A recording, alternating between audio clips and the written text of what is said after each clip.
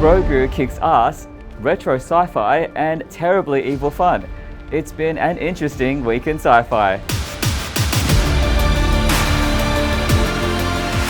Latest trailer drops new Mandalorian hints. A quirky new series goes back to the future. And new games across the solar system. Welcome to Eye on Sci-Fi, I'm Raymond Fedora. Disney have dropped a trailer for Season 3 of The Mandalorian. The season picks up after the events of the Book of Boba Fett, with the Mandalorian and Grogu travelling to Mandalore so Din Djarin can redeem himself for the transgression of removing his helmet.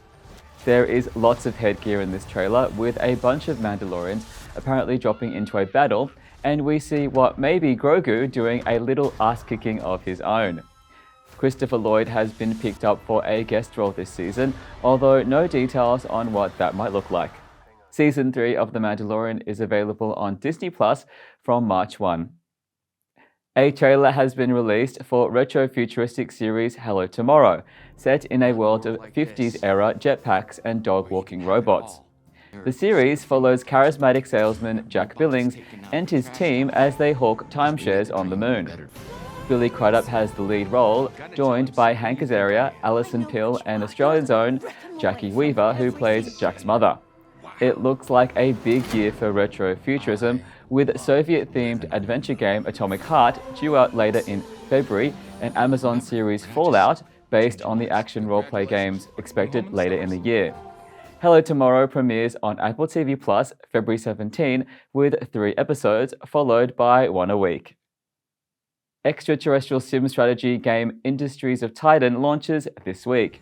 Set on Saturn's moon Titan, the aim is to create a sprawling industrial city at whatever the cost.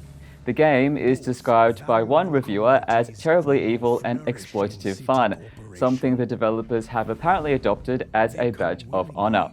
The path to victory is through a combination of technology, influence, and warfare or wealth extraction, competing against rival corporations for territory and resources. Even if gameplay is morally bankrupt, the cities look pretty, especially at night. Industries of Titan 1.0 launches January 31 on PC via Steam and Epic.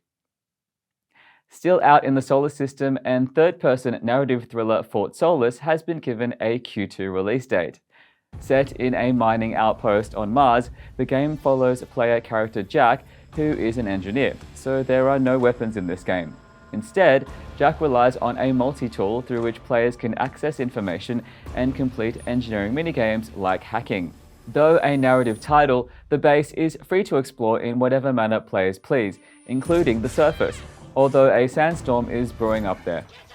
There are key sequences in the story where players can make choices that can alter the game's ending. Fort Solis is scheduled to release Q2 this year on PC via Steam. The cancellation carnage continues, with DC canning both Doom Patrol and Titans after 4 seasons. Both are currently on mid-season hiatus, and the studio has promised both will complete their current seasons, with the remainder rewritten to provide a proper ending. New bosses James Gunn and Peter Safran had signaled their intention to unify the DC screen universe, so the news isn't a huge shock.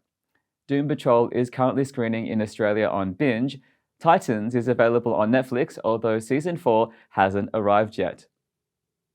Still no word on another season of The Orville, with Disney TV executive Craig Erwich quoted in a recent interview as having nothing to share right now. Some see no news as good news, with the axe usually dropping pretty quickly if a show is on the way out. It may be a matter of trimming Season 3's big budget for the network to give the green light for another. Seasons 1 and 2 of The Orville are streaming now on Disney Plus and SBS On Demand, with Season 3 also available on SBS. Space survival series Ark hit screens in the US this week, but unusually there's still no word on when it's coming to Australia.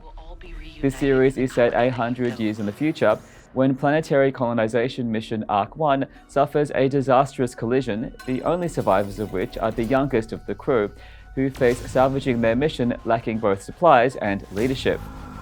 Both of the showrunners have Stargate connections, Dean Devlin from the original film and Jonathan Glasner from SG-1. We'll keep you updated on if and when this series makes it down under. And that was the week in sci-fi.